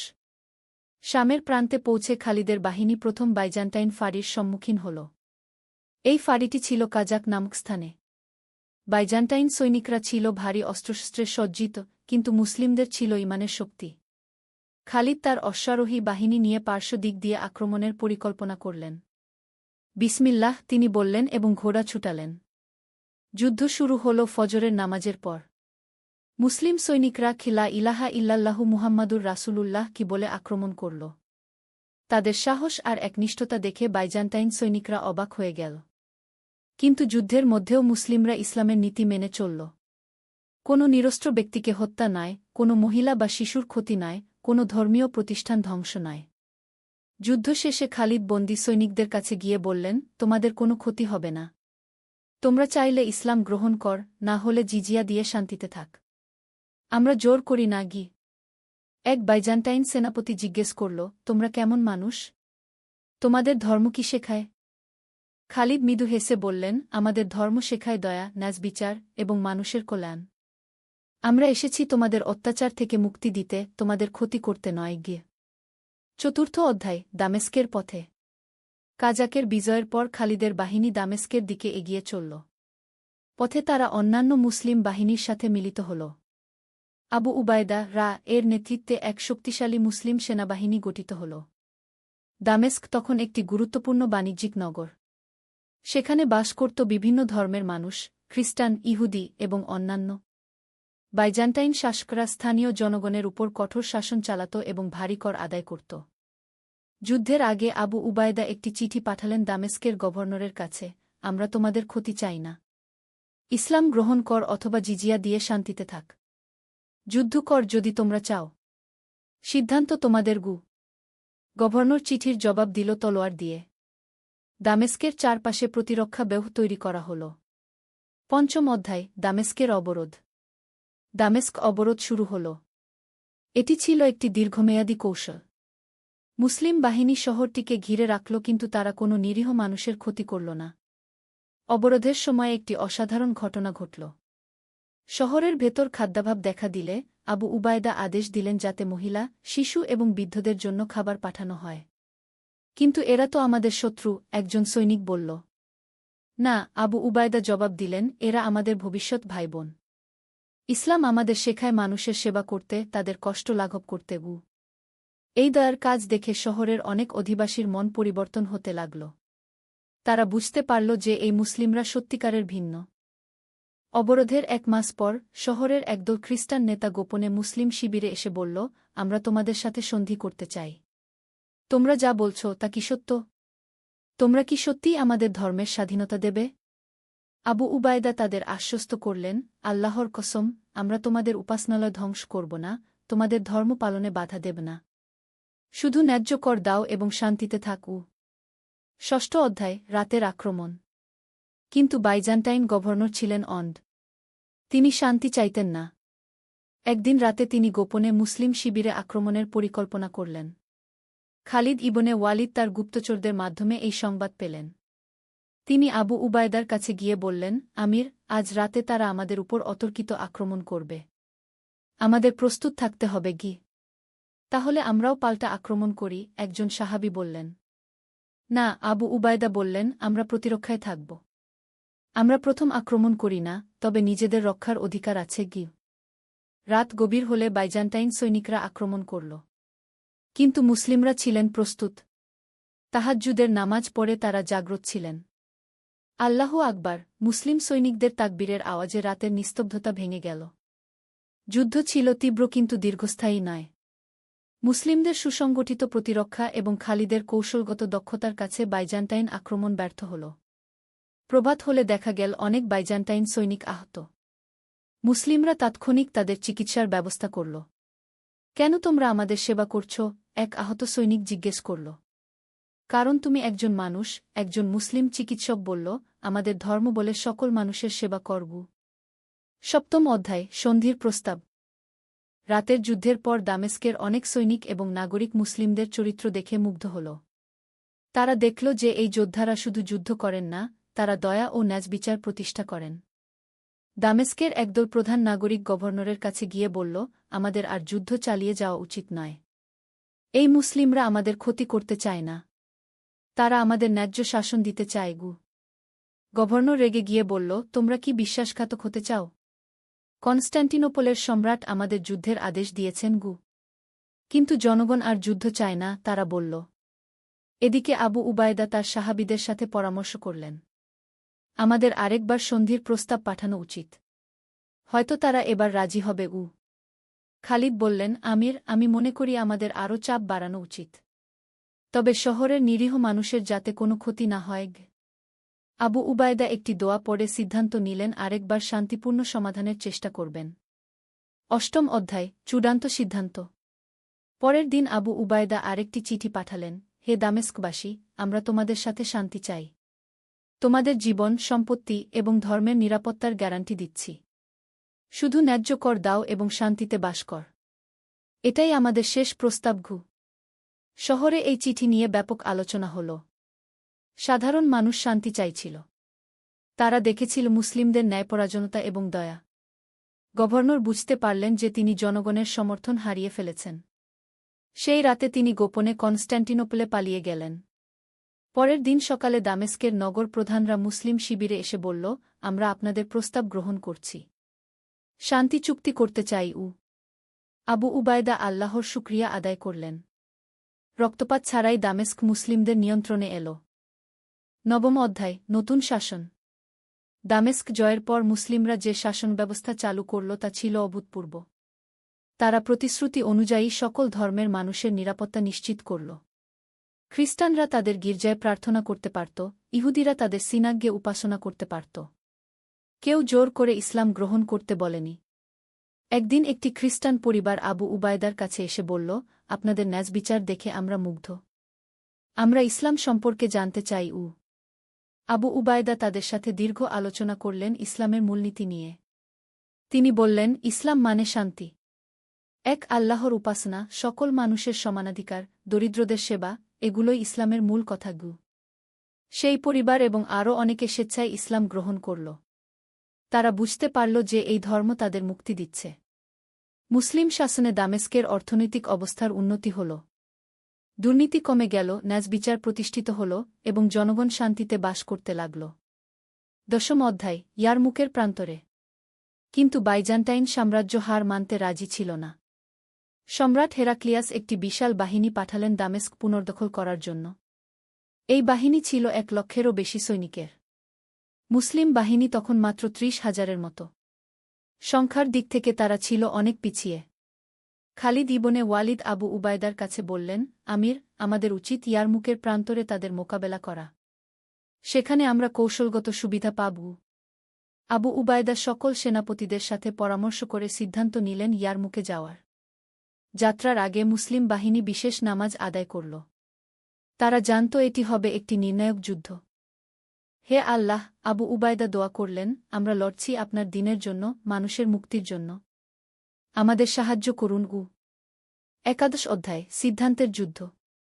ইয়ারমুকের প্রান্তরে দুই বাহিনী মুখোমুখি হল। একদিকে বাইজান্টাইনদের বিশাল বাহিনী, অন্যদিকে মুসলিমদের ছোট কিন্তু দৃঢ়প্রতিজ্ঞ সৈন্যদল। যুদ্ধ শুরুর আগে আবু উবায়দা তার সৈনিকদের সামনে ভাষণ দিলেন, হে মুজাহিদগণ, আমরা সংখ্যায় কম কিন্তু আমাদের সাথে আছে আল্লাহর সাহায্য। আমরা লড়ছি সত্যের জন্য। জান্নাত আমাদের অপেক্ষা করছে গি। খালিদ ইবনে ওয়ালিদ তার বিখ্যাত উচ্চাদ কৌশল প্রয়োগ করার পরিকল্পনা করলেন। তিনি একদল অশ্বারোহী সৈনিক নিয়ে শত্রুদের পিছন দিক থেকে আক্রমণের প্রস্তুতি নিলেন। যুদ্ধ শুরু হল ফজরের পর। আল্লাহু আকবার, এই গগনবিদারী আওয়াজে ইয়ারমুকের প্রান্তর কেঁপে উঠল। প্রথম দিকে বাইজান্টাইনরা তাদের সংখ্যাধিক্যের সুবিধা নিয়ে এগিয়ে এল। কিন্তু মুসলিমরা ছিল অটল। তারা জানত এই যুদ্ধ শুধু একটি ভূখণ্ডের জন্য নয়, এটা সত্য ও মিথ্যার মধ্যে, ন্যায় ও অন্যায়ের মধ্যে। দুপুরের দিকে খালিদ তার গোপন পরিকল্পনা বাস্তবায়ন করলেন। তিনি তার অশ্বারোহী বাহিনী নিয়ে বাইজান্টাইনদের পেছন দিক দিয়ে আক্রমণ করলেন। এই অতর্কিত আক্রমণে শত্রুবাহিনী বিশৃঙ্খল হয়ে পড়ল। সাইফুল্লাহ, আল্লাহর তলোয়ার! মুসলিম সৈনিকরা খালিদের নাম ধরে চিৎকার করতে লাগল। দ্বাদশ অধ্যায়, বিজয়ের মুহূর্ত। ইয়ারমুকের যুদ্ধ 3 দিন স্থায়ী হল। তৃতীয় দিন সন্ধ্যার দিকে বাইজান্টাইন বাহিনী পরাজয় স্বীকার করে পিছু হটল। এই বিজয় ছিল ইসলামের ইতিহাসে এক মাইলফলক। যুদ্ধ শেষে আবু উবায়দা সিজদায় পড়ে গেলেন। আলহামদুলিল্লাহ, তিনি আল্লাহর শুকরিয়া আদায় করলেন। কিন্তু বিজয়ের মুহূর্তেও মুসলিমরা তাদের নীতি ভুলে যাননি। আহত শত্রুসৈনিকদের চিকিৎসা করা হল, বন্দীদের সাথে সদয় ব্যবহার করা হল। একজন বাইজান্টাইন জেনারেল খালিদের কাছে এসে বলল, তোমাদের মতো যোদ্ধা আমি কখনো দেখিনি। তোমরা জয়ী হয়েও দয়া দেখাও। এটা কেমন সম্ভব? খালিদ জবাব দিলেন, আমাদের ধর্ম আমাদের শেখায় বিজয়ী হয়েও বিনয়ী থাকতে। আমরা যুদ্ধ করি শান্তি প্রতিষ্ঠার জন্য, প্রতিশোধের জন্য নয়। সেই জেনারেল এবং আরও অনেকে সেদিন ইসলাম গ্রহণ করলেন। তারা বুঝতে পেরেছিলেন যে এই ধর্মেই তাদের আত্মিক শান্তি দিতে পারে। ত্রয়োদশ অধ্যায়, শাসন ব্যবস্থার পরিবর্তন। ইয়ারমুকের বিজয়ের পর পুরো শাম অঞ্চল মুসলিমদের নিয়ন্ত্রণে এল। কিন্তু এই বিজয় এনেছিল নতুন দায়িত্ব। এখন তাদের শাসন করতে হবে লক্ষ লক্ষ মানুষকে, বিভিন্ন ধর্ম, ভাষা ও সংস্কৃতির। আবু উবায়দা একটি প্রশাসনিক কাউন্সিল গঠন করলেন। এতে ছিলেন মুসলিম সেনাপতিরা এবং স্থানীয় খ্রিস্টান ও ইহুদি নেতারাও। আমাদের লক্ষ্য, আবু উবায়দা বললেন, সকল মানুষের কল্যাণ। ধর্ম যাই হোক, সবাই সমান ন্যায়বিচার পাবে। নতুন শাসন ব্যবস্থায় যে পরিবর্তনগুলো এল: দুর্নীতি সম্পূর্ণভাবে বন্ধ, ন্যায্য কর ব্যবস্থা, সকল ধর্মের স্বাধীনতা, দরিদ্রদের জন্য বিশেষ সাহায্য, শিক্ষা ব্যবস্থার উন্নয়ন।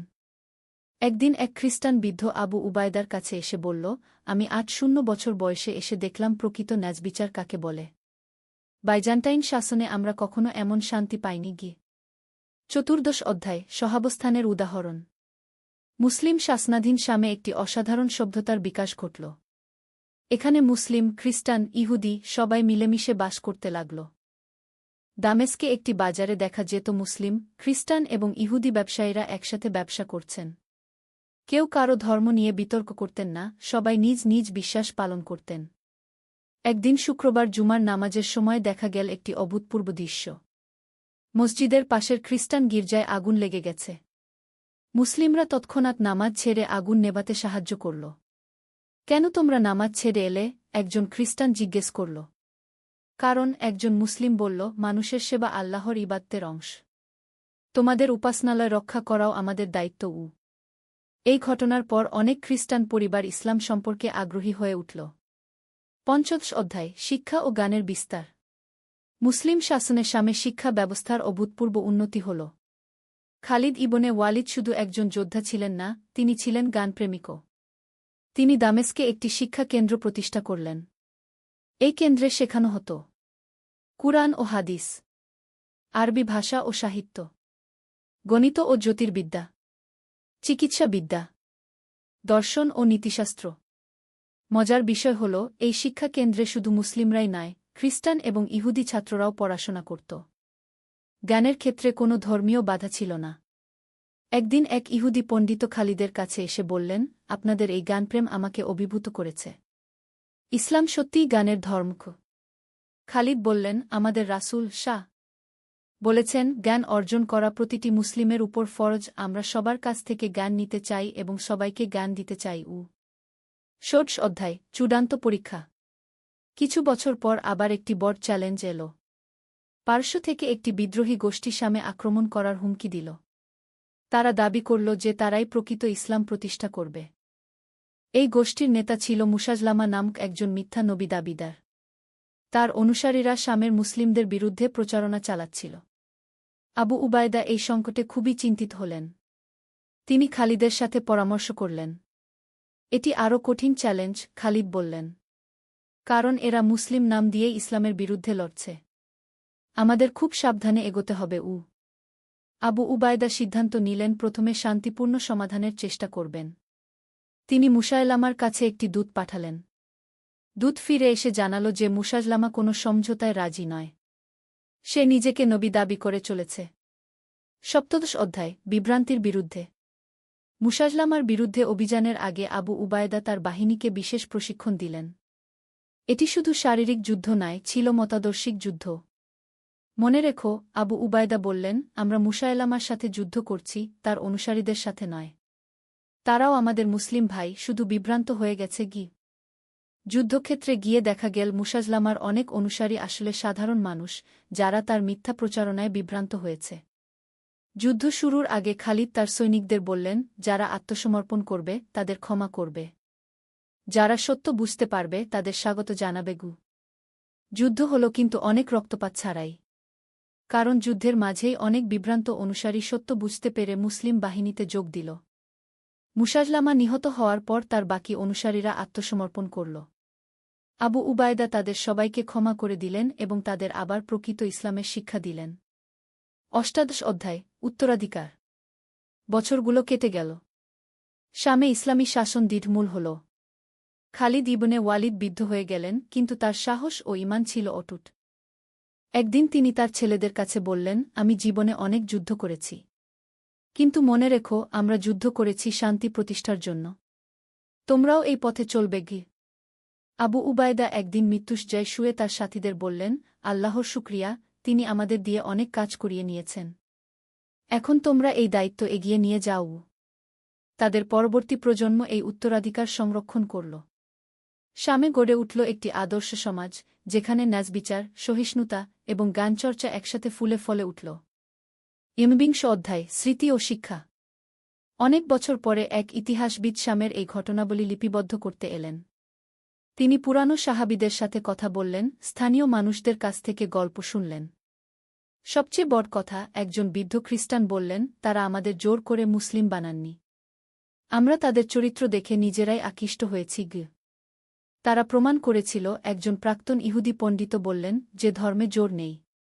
সত্যিকারের ধর্ম মানুষের হৃদয় জয় করে কি? এক মুসলিম তরুণ জিজ্ঞেস করল, তাহলে আমাদের শিক্ষা কি? ইতিহাসবিদ বললেন, শিক্ষা হল, ইসলাম শুধু একটি ধর্ম নয়, এটি একটি জীবন ব্যবস্থা। এটি শেখায় কিভাবে ন্যায়ের সাথে যুদ্ধ করতে হয়, কিভাবে বিজয়ের পর বিনয়ী থাকতে হয়, এবং কিভাবে সবার সাথে শান্তিতে বাস করতে হয়। বিংশ অধ্যায়, চিরন্তন বার্তা। খালিদ ইবনে ওয়ালিদ তার জীবনের শেষ দিনগুলোতে প্রায় বলতেন, আমি শত শত যুদ্ধে অংশ নিয়েছি, কিন্তু কখনো পরাজিত হইনি। এর কারণ আমার বীরত্ব নয়, এর কারণ আল্লাহর সাহায্য এবং সত্যের শক্তিগু। তিনি আরও বলতেন, প্রকৃত জিহাদ শুধু তলোয়ার দিয়ে নয়। প্রকৃত জিহাদ হল নিজের নফসের বিরুদ্ধে, অন্যায়ের বিরুদ্ধে এবং অজ্ঞতার বিরুদ্ধে। আবু উবায়দার শেষ বাণী ছিল, ইসলাম এসেছে মানুষকে মুক্তি দিতে, দাসত্ব থেকে, অত্যাচার থেকে, অজ্ঞতা থেকে। যে এই উদ্দেশ্যে কাজ করে সেই প্রকৃত মুসলিম। শামের এই ইতিহাস আজও মানুষকে শেখায় যে সত্যিকারের শক্তি সত্য ও ন্যায়ের মধ্যে। যারা মানুষের কল্যাণে কাজ করে, আল্লাহ তাদের সাহায্য করেন। উপসংহার: সত্যের তলোয়ার শুধু লোহার তৈরি নয়, এটি তৈরি উমান, ন্যায়বিচার এবং মানবতার ভালোবাসা দিয়ে। খালিদ ইবনে ওয়ালিদ, আবু উবায়দা এবং তাদের সাথীরা দেখিয়েছিলেন যে প্রকৃত বিজয় হল মানুষের হৃদয় জয় করা। আজকের যুগেও এই শিক্ষা প্রাসঙ্গিক। যারা ইসলামের সত্যিকারের অনুসারী, তারা সহিষ্ণু, দয়ালু এবং ন্যায়বিচারক। তারা জোর করে কাউকে তাদের বিশ্বাস গ্রহণ করতে বলে না, বরং নিজেদের আচরণ দিয়ে মানুষকে আকৃষ্ট করে। ইসলামের প্রকৃত জিহাদ হল মানবতার সেবা, জ্ঞানের প্রসার এবং পৃথিবীতে শান্তি প্রতিষ্ঠা। এটাই সত্যের তলোয়ারের আসল শক্তি। তোমাদের মধ্যে যারা ঈমান এনেছে এবং সৎকর্ম করেছে, আল্লাহ তাদের প্রতিশ্রুতি দিয়েছেন যে তিনি অবশ্যই তাদেরকে পৃথিবীতে খলিফা বানাবেন। সূরা নূর, 5-5 বদরের বীর একটি ইসলামিক যুদ্ধের গল্প। প্রথম অধ্যায়। সূর্যোদয়ের আগে মদিনার রাস্তায় ফজরের আজানের ধ্বনি প্রতিধ্বনিত হচ্ছিল। তরুণ সাহাবী আবদুল্লাহ ইবনে মাসুদ তার তলোয়ার পরিষ্কার করছিলেন মসজিদে নব্বীর পাশের ছোট্ট কক্ষে। আজ বদরের যুদ্ধের দিন, ইসলামের ইতিহাসে এক মাইলফলক। আবদুল্লাহ তার সাথী উমাইর ইবনে হুমাম ডাকলেন, তুমি কি প্রস্তুত? আবদুল্লাহ তার তলোয়ার খাপে ভরে উত্তর দিলেন, আল্লাহর রাসূল সাল্লাল্লাহু আলাইহি ওয়াসাল্লামের সাথে থাকলে প্রস্তুত না হয়ে কি করা যায়। দূরত্বে রাসূলুল্লাহ সাল্লাল্লাহু আলাইহি ওয়াসাল্লাম সাহাবীদের সাথে পরামর্শ করছিলেন। তার মুখমণ্ডলে ছিল দৃঢ়তা আর চোখে ছিল আল্লাহর উপর পূর্ণ ভরসা। আমার প্রিয় সাহাবীগণ, রাসূলুল্লাহ সাল্লাল্লাহু আলাইহি ওয়াসাল্লাম বললেন, আজ আমাদের সামনে পরীক্ষা। মক্কার কাফিররা আমাদের ধ্বংস করতে এসেছে, কিন্তু আল্লাহ সুবহানাহু ওয়া তাআলা আমাদের সাথে আছেন গু। আবু বকর রাদিয়াল্লাহু আনহু এগিয়ে এসে বললেন, ইয়া রাসূলুল্লাহ, আমরা আপনার সাথে আছি। জীবনমৃত্যু সবকিছুর মধ্যে গু। উমর রাদিয়াল্লাহু আনহু তার তলোয়ার উঁচিয়ে বললেন, আল্লাহর শপথ, আমরা আপনাকে একা ছাড়ব না গি। দ্বিতীয় অধ্যায়। শত্রুর মুখোমুখি। সূর্য যখন মাথার উপরে উঠেছে তখন বদরের প্রান্তরে দুই বাহিনী মুখোমুখি অবস্থান নিয়েছে। মুসলমান বাহিনী 1-3 জন আর মক্কার কাফির বাহিনী প্রায় 1000 জন। আবদুল্লাহ ইবনে মাসুদ তার ঘোড়ায় বসে দেখলেন, শত্রুপক্ষের নেতা আবু জাহেল অহংকারের সাথে তার বাহিনীকে সাজিয়েছে। তার চারপাশে উতবা, শায়বা এবং ওয়ালিদের মতো কুরাইশ নেতারা। দেখো আবদুল্লাহ, উমাইর বললেন, তারা কত বেশি, কিন্তু আল্লাহর সাহায্য সংখ্যায় নয়, উমানে গি। রাসূলুল্লাহ সাল্লাল্লাহু আলাইহি ওয়াসাল্লাম তার হাত উঠিয়ে দোয়া করতে শুরু করলেন। আল্লাহুম্মা আনজিও নাসরাকাল্লাই ওয়াত্তানি। আল্লাহুম্মা ইন তুহলিক হাইহিল ইশাবাতা মিনাল মুসলিমিনা লাতুবাত ফিল আরদিগ। হে আল্লাহ, আপনি যে সাহায্যের ওয়াদা দিয়েছেন তা পাঠান। হে আল্লাহ, এই মুসলমান দলটি যদি ধ্বংস হয়ে যায় তাহলে পৃথিবীতে আর আপনার ইবাদত হবে না। হঠাৎ শত্রুপক্ষ থেকে 3 জন যোদ্ধা এগিয়ে এল দ্বন্দ্বযুদ্ধের জন্য। উতবা, শায়বা এবং ওয়ালিদ। মুসলমান পক্ষ থেকে হামজা রাদিয়াল্লাহু আনহু, আলী রাদিয়াল্লাহু আনহু এবং উবাইদা ইবনুল হারিস রাদিয়াল্লাহু আনহু এগিয়ে গেলেন। তৃতীয় অধ্যায়। বিসমিল্লাহ। বিসমিল্লাহি ওয়াল হামদুলিল্লাহ। হামজা রাদিয়াল্লাহু আনহু তার তলোয়ার কাঁধে নিয়ে বললেন। দ্বন্দ্বযুদ্ধ শুরু হল। আলী রাদিয়াল্লাহু আনহু ওয়ালিদকে পরাজিত করলেন। হামজা রাদিয়াল্লাহু আনহু উতবাকে হত্যা করলেন। উবাইদা রাদিয়াল্লাহু আনহু আহত হলেন কিন্তু শায়বাকেও পরাস্ত করলেন। এই জয় দেখে মুসলমান বাহিনীতে উৎসাহের জোয়ার বয়ে গেল। আল্লাহু আকবর, চারদিকে তকবীরের ধ্বনি উঠল। আবদুল্লাহ ইবনে মাসুদ অনুভব করলেন তার হৃদয়ে আল্লাহর নূর প্রবেশ করেছে। ভয় চলে গেছে, এসেছে অদম্য সাহস। রাসূলুল্লাহ সাল্লাল্লাহু আলাইহি ওয়াসাল্লাম তার সাহাবীদের দিকে তাকিয়ে বললেন, আজ আল্লাহ তার দ্বীনের সাহায্য করবেন। তোমরা ধৈর্য ধরো এবং তাকওয়া অবলম্বন করো। চতুর্থ অধ্যায়। ঝড়ের পূর্বে প্রশান্তি। যুদ্ধ শুরু হওয়ার ঠিক আগে আবদুল্লাহ তার সাথী উমাইরকে বললেন, ভাই, তুমি কি ভয় পাচ্ছ? উমাইর হাসলেন, ভয়? আজ তো আমরা জান্নাতের পথে যাত্রা করছি। রাসূলুল্লাহ সাল্লাল্লাহু আলাইহি ওয়াসাল্লাম বলেছেন, বদরের যোদ্ধারা জান্নাতে যাবেন গু। তুমি ঠিক বলেছ, আবদুল্লাহ বললেন, কিন্তু আমার মার কথা মনে পড়ছে। তিনি আমাকে বলেছিলেন, বেটা, আল্লাহর পথে সব সময় সততার সাথে লড়াই করিও। হঠাৎ আকাশে মেঘের ডাকাডাকি শুরু হল। হালকা বৃষ্টি শুরু হয়েছে। রাসূলুল্লাহ সাল্লাল্লাহু আলাইহি ওয়াসাল্লাম বললেন, এটি আল্লাহর রহমতের নিদর্শন। তিনি আমাদের উপর শান্তি নাইল করেছেন গু। বৃষ্টির ফোঁটায় ধুয়ে গেল সবার মুখের ক্লান্তি। নতুন উদ্যমে ভরে উঠল মুসলমান বাহিনী। পঞ্চম অধ্যায়। লা ইলাহা ইল্লাল্লাহ। আল্লাহ ছাড়া কোনো ইলাহ নেই, মুহাম্মদ সাল্লাল্লাহু আলাইহি ওয়াসাল্লাম আল্লাহর রাসূল। এই কালিমার ধ্বনিতে মুখরিত হয়ে উঠল বদরের ময়দান। যুদ্ধ শুরু হয়ে গেছে। আবদুল্লাহ দেখলেন মুসলমান যোদ্ধারা অসাধারণ সাহসের সাথে লড়াই করছেন। তাদের মুখে আল্লাহর জিকর, হাতে তলোয়ার। হঠাৎ তিনি দেখলেন আবু জাহেল একা পড়ে গেছে। এই শয়তান ইসলামের সবচেয়ে বড় শত্রু। উমাইর, তিনি চিৎকার করে বললেন, আবু জাহেল ওদিকে। দুজনে মিলে আবু জাহেলের দিকে এগিয়ে গেলেন। কিন্তু ইতিমধ্যে মুয়াজ ইবনে আফরা এবং মুয়াজ ইবনে আমর আবু জাহেলকে আক্রমণ করেছেন। আবু জাহেল মাটিতে পড়ে গেল। আবদুল্লাহ তার কাছে গিয়ে বললেন, হে আল্লাহর শত্রু, আজ তোর পরিণতি দেখু। আবু জাহেল মৃত্যুর সময়ও অহংকার দেখাতে চেষ্টা করল। কিন্তু তার চোখে ছিল ভয় আর অনুশোচনা। ষষ্ঠ অধ্যায় ফেরেশতাদের আগমন। যুদ্ধ যখন তুঙ্গে হঠাৎ আবদুল্লাহ অনুভব করলেন চারপাশে কিছু অদ্ভুত ঘটনা ঘটছে। শত্রুরা ভয় পেয়ে যাচ্ছে কোনো অজানা কারণে। উমাইর তার কাছে এসে বললেন, আবদুল্লাহ, তুমি কি দেখতে পাচ্ছ? মনে হচ্ছে আমাদের সাথে আরও কেউ লড়াই করছে গি। রাসূলুল্লাহ সাল্লাল্লাহু আলাইহি ওয়াসাল্লাম পরে তাদের বলেছিলেন, আল্লাহ তাআলা সেদিন হাজার ফেরেশতা পাঠিয়েছিলেন মুসলমানদের সাহায্যের জন্য। আবদুল্লাহ বুঝতে পারলেন, আজকের এই জয় শুধু তাদের সাহসের ফল নয়, আল্লাহর বিশেষ রহমতের ফল। সুবহানাল্লাহ, তিনি মনে মনে বললেন, আল্লাহ কত মহান গো। সপ্তম অধ্যায় জয়ের শুভহে সাদিক। সূর্য যখন পশ্চিমে হেলে পড়ছে তখন বদরের যুদ্ধ শেষ হয়ে গেছে। মুসলমানদের বিজয় হয়েছে। ৭০ জন কাফির নিহত হয়েছে, ৭০ জন বন্দী হয়েছে। মুসলমানদের মধ্যে শহীদ হয়েছেন ১-৪ জন। রাসূলুল্লাহ সাল্লাল্লাহু আলাইহি ওয়াসাল্লাম সেজদায় পড়ে আল্লাহর শুকরিয়া আদায় করলেন। আলহামদুলিল্লাহি রাব্বিল আলামিন, তার কণ্ঠে ছিল কৃতজ্ঞতা। আবদুল্লাহ দেখলেন, রাসূলুল্লাহ সাল্লাল্লাহু আলাইহি ওয়াসাল্লামের চোখে খুশির অশ্রু। কিন্তু সেই সাথে দুঃখ, কারণ অনেক মানুষ মারা গেছে। ইয়া রাসূলুল্লাহ, আবদুল্লাহ জিজ্ঞাসা করলেন, এখন আমরা কি করব? এখন আমরা আল্লাহর শুকরিয়া আদায় করব, রাসূল সাল্লাল্লাহু আলাইহি ওয়াসাল্লাম উত্তর দিলেন। এবং বন্দীদের সাথে ভালো ব্যবহার করব। ইসলাম শত্রুর সাথেও ন্যায় বিচার করতে শেখায় গু।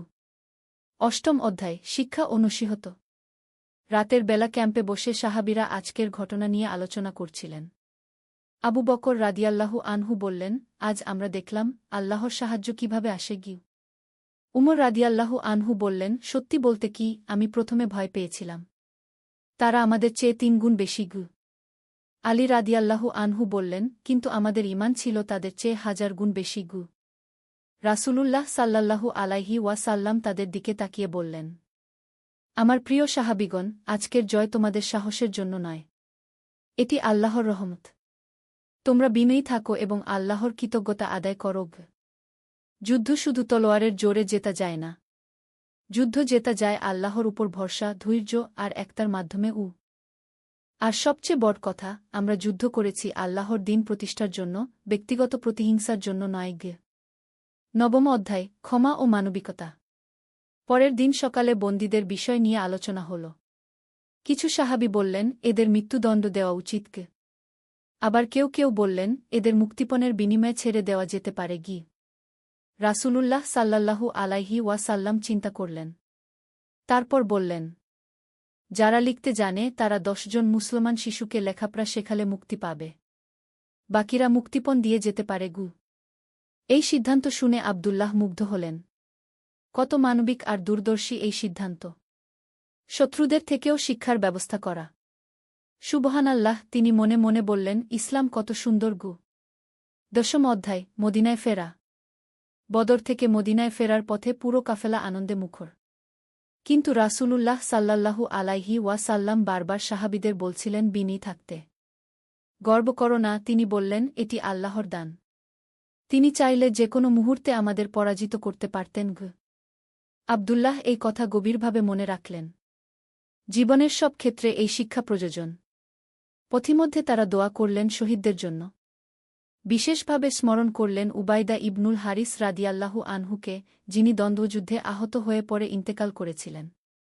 আমাদের ভাইয়েরা জান্নাতে, উমাইর বললেন, তারা আমাদের চেয়ে ভাগ্যবান গু। একাদশ অধ্যায় নতুন সূর্যোদয়। মদিনায় পৌঁছে দেখা গেল পুরো শহর সেজে উঠেছে। নারী পুরুষ শিশু সবাই রাস্তায় এসে জমায়েত হয়েছে। আশহাদু আল্লাহ ইলাহা ইল্লাল্লাহু ওয়াশহাদু আন্না মুহাম্মাদান রাসূলুল্লাহ। সবার মুখে কালিমার ধ্বনি। কিন্তু রাসূলুল্লাহ সাল্লাল্লাহু আলাইহি ওয়াসাল্লাম সবার আগে মসজিদে গিয়ে 2 রাকাত নফল নামাজ পড়লেন। আল্লাহর শুকরিয়া আদায় করলেন। আবদুল্লাহ দেখলেন, জয়ের পরেও রাসূলের সাল্লাল্লাহু আলাইহি ওয়াসাল্লাম মধ্যে কোনো অহংকার নেই। আছে শুধু আল্লাহর কাছে কৃতজ্ঞতা। দ্বাদশ অধ্যায় জীবনের পাঠ। সন্ধ্যার দিকে আবদুল্লাহ তার মায়ের কাছে গেলেন। মা তাকে দেখে কাঁদতে শুরু করলেন। মা কেন কাঁদছেন, তিনি জিজ্ঞাসা করলেন। খুশির কান্না বেটা, মা বললেন, আল্লাহ তোমাকে ফিরিয়ে এনেছেন। আর তুমি আল্লাহর পথে লড়াই করেছ গু। মা আব্দুল্লাহ বললেন, আজ আমি যা দেখেছি তা বর্ণনা করে শেষ করতে পারব না। আল্লাহর সাহায্য কিভাবে আসে, ফেরেশতারা কিভাবে যুদ্ধ করেন, একজন সত্যিকার নেতা কেমন হন, সব কিছু শিখেছি। মা তার মাথায় হাত রেখে দোয়া করলেন, আল্লাহ তোমাকে হেদায়েতের উপর রাখুন। ত্রয়োদশ অধ্যায়, ভবিষ্যতের স্বপ্ন। রাতে আব্দুল্লাহ ছাদে বসে তারার দিকে তাকিয়ে ভাবছিলেন। আজকের বিজয়ের মানে কি? এর মানে হল ইসলাম এখন প্রতিষ্ঠিত হবে। সত্যের জয় হবে মিথ্যার উপর। আল্লাহর দিন ছড়িয়ে পড়বে পৃথিবীর সর্বত্র। কিন্তু তিনি মনে মনে বললেন, এই দায়িত্ব কিন্তু আমাদের উপরে। আমাদের চরিত্র, আমাদের আচার-আচরণ দিয়ে মানুষের কাছে ইসলামের সৌন্দর্য তুলে ধরতে হবে। বদরের যুদ্ধ শুধু একটি যুদ্ধ ছিল না। এটা ছিল ন্যায় ও অন্যায়ের সংঘাত। আর আল্লাহ ন্যায়ের পক্ষে। চতুর্দশ অধ্যায়, আল্লাহর অনুগ্রহ। পরের জুমার নামাজে রাসূলুল্লাহ সাল্লাল্লাহু আলাইহি ওয়াসাল্লাম খুতবায়ে বদরের ঘটনা নিয়ে কথা বললেন। হে মুমিনগণ, বদরে যা ঘটেছে তা আল্লাহর পক্ষ থেকে। তোমরা গর্ব করো না, বরং আল্লাহর শুকরিয়া আদায় করো। এই জয় তোমাদের জন্য পরীক্ষা। তোমরা কি কৃতজ্ঞ থাকবে নাকি অহংকারী হয়ে যাবে? মনে রেখো, আল্লাহ তাআলা বলেছেন, তোমরা তাদের হত্যা করনি, বরং আল্লাহই তাদের হত্যা করেছেন। আর তুমি নিক্ষেপ করনি যখন তুমি নিক্ষেপ করেছিলে, বরং আল্লাহই নিক্ষেপ করেছিলেন। আব্দুল্লাহ এই আয়াতের গভীর অর্থ বুঝতে পারলেন। সব কিছুই আল্লাহর ইচ্ছায়। পঞ্চদশ অধ্যায়, বন্দীদের সাথে আচরণ। কয়েকদিন পর আব্দুল্লাহ দেখলেন, বন্দীরা মুসলমানদের আচরণে অবাক হয়ে যাচ্ছে। তাদের সাথে কোনো খারাপ ব্যবহার করা হচ্ছে না। একজন বন্দী তার কাছে এসে বলল, তুমি আমাকে মেরে ফেলো না কেন? আব্দুল্লাহ উত্তর দিলেন, আমাদের ধর্ম আমাদের শত্রুর সাথেও ন্যায়বিচার করতে শেখায়। তুমি এখন আমাদের অতিথি। বন্দী অবাক হয়ে বলল, এরকম ধর্ম আমি আগে দেখিনি। এটাই ইসলাম। আব্দুল্লাহ বললেন, শান্তির ধর্ম। অনেক বন্দী পরে ইসলাম গ্রহণ করেছিল। তারা বুঝেছিল এই ধর্মের মধ্যে রয়েছে সত্যিকারের মানবিকতা। ষোড়শ অধ্যায়, উমাইরের স্বপ্ন। একদিন উমাইর আব্দুল্লাহর কাছে এসে বলল, আমি একটা স্বপ্ন দেখেছি। কি স্বপ্ন? আব্দুল্লাহ জিজ্ঞাসা করলেন। দেখেছি, একটা বিরাট বাগানে আমি হাঁটছি। সেখানে এমন ফল যা আমি কখনো দেখিনি। আর একটি নূরের আলো সব জায়গায়। আব্দুল্লাহ হেসে বললেন, আল্লাহ তোমাকে জান্নাতের স্বপ্ন দেখিয়েছেন হয়তো। তাই মনে হয়। উমাইর বলল, বদরের পর থেকে আমার অন্তরে এক অদ্ভুত শান্তি।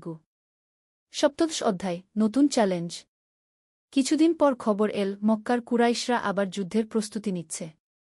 তারা বদরের পরাজয়ের প্রতিশোধ নিতে চায়। রাসূলুল্লাহ সাল্লাল্লাহু আলাইহি ওয়াসাল্লাম সাহাবীদের ডেকে বললেন, আমাদের আরও কঠিন পরীক্ষার জন্য প্রস্তুত থাকতে হবে। বদর ছিল শুধু শুরু। আব্দুল্লাহ বুঝলেন, জীবনে পরীক্ষা একের পর এক আসতেই থাকবে। কিন্তু আল্লাহর উপর ভরসা রেখে সব পরীক্ষায় উত্তীর্ণ হতে হবে। ইয়া রাসূলাল্লাহ, তিনি বললেন, আমরা আপনার সাথে আছি। অষ্টাদশ অধ্যায়, জ্ঞানের তৃষ্ণা। বন্দীদের মধ্যে যারা লেখাপড়া জানত, তারা মুসলিম শিশুদের শিক্ষা দিতে শুরু করল। আব্দুল্লাহ তাদের কাছ থেকে আরবি ব্যাকরণ এবং কবিতা শিখতেন। তিনি বুঝেছিলেন, জ্ঞানী মানুষকে প্রকৃত মানুষ বানা। আল্লাহর রাসূল সাল্লাল্লাহু আলাইহি ওয়াসাল্লাম ঠিকই বলেছেন। তিনি মনে মনে ভাবলেন, জ্ঞান অর্জন করো, সেটা চীন দেশে গেলেও। শত্রুদের কাছ থেকেও শেখার আছে। এই শিক্ষা তার জীবনে নতুন দিগন্ত উন্মোচন করল। ঊনবিংশ অধ্যায়, আখিরাতের প্রস্তুতি। বদরের পর আব্দুল্লাহর জীবনে এক বিরাট পরিবর্তন এসেছে। তিনি বুঝেছেন, জীবন খুবই ক্ষণস্থায়ী। প্রতিদিন তাহাজ্জুদ নামাজ পড়তেন, কুরআন তেলাওয়াত করতেন। দানখরাত বেড়ে গিয়েছিল। উমাইর একদিন তিনি বললেন, বদরে যারা শহীদ হয়েছেন তারা আমাদের চেয়ে ভাগ্যবান। কেন? উমাইর জিজ্ঞাসা করল। তারা সরাসরি জান্নাতে চলে গেছেন। আমাদের এখনও পরীক্ষা বাকি। বিংশ অধ্যায়, পরিবারের গুরুত্ব। একদিন আব্দুল্লাহর মা অসুস্থ হয়ে পড়লেন। তিনি সব কাজ ছেড়ে দিয়ে মায়ের সেবায় মনোযোগ দিলেন। বেটা, মা বললেন, তুমি আমার জন্য এত কিছু করছো কেন? তোমার তো গুরুত্বপূর্ণ কাজ আছে। মা, আব্দুল্লাহ বললেন, রাসূলুল্লাহ সাল্লাল্লাহু আলাইহি ওয়াসাল্লাম বলেছেন, জান্নাত মায়ের পায়ের নিচে, আপনার সেবার চেয়ে বড় কোনো ইবাদত নেই। মা কেঁদে ফেললেন। আল্লাহ তোমাকে ভালো রাখুন। ২১তম অধ্যায়, সমাজসেবা। বদরের জয়ের পর মদিনায় অনেক নতুন মানুষ ইসলাম গ্রহণ করতে লাগল। তাদের থাকা খাওয়ার ব্যবস্থা করা দরকার। আব্দুল্লাহ এবং উমায়ের মিলে নতুন মুসলিমদের সাহায্যে এগিয়ে এলেন। তারা নিজেদের বাড়িতে জায়গা দিলেন। ভাই আব্দুল্লাহ, একজন নতুন মুসলিম বলল, আপনারা আমাদের সাথে এত ভালো আচরণ করেন কেন? আমরা সবাই এক আল্লাহর বান্দা। আব্দুল্লাহ উত্তর দিলেন, তোমার কষ্ট মানেই আমার কষ্টও। ২২তম অধ্যায়, তাওবার গুরুত্ব।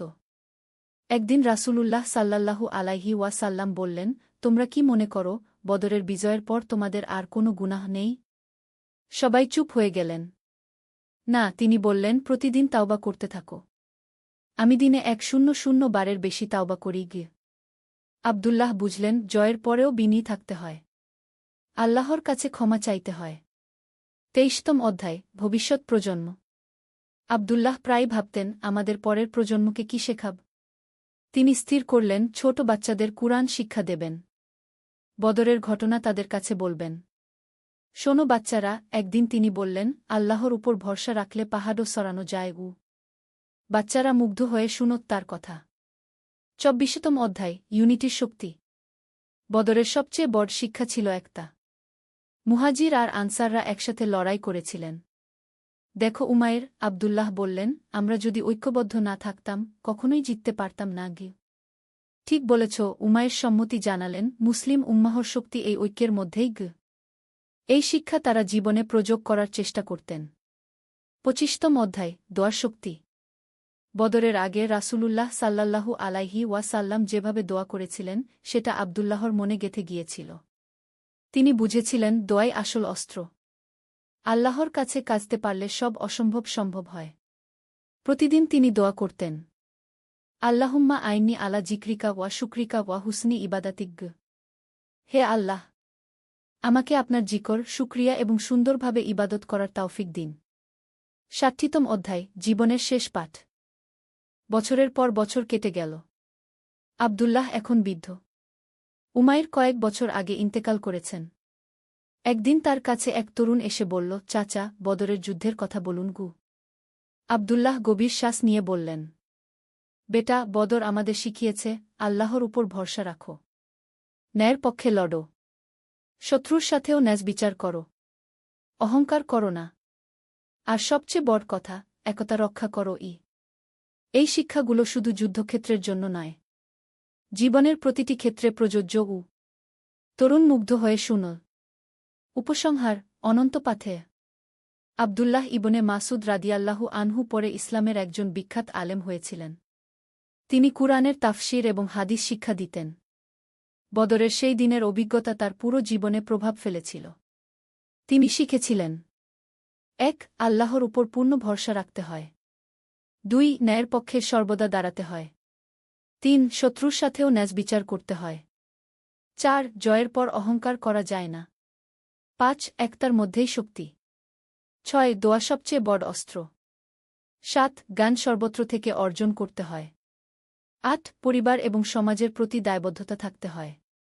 মৃত্যুর আগে তিনি তার সন্তানদের বলেছিলেন, বেটারা, তোমরা আল্লাহকে ভয় করো। তার রাসূলের সুন্নাহ অনুসরণ করো।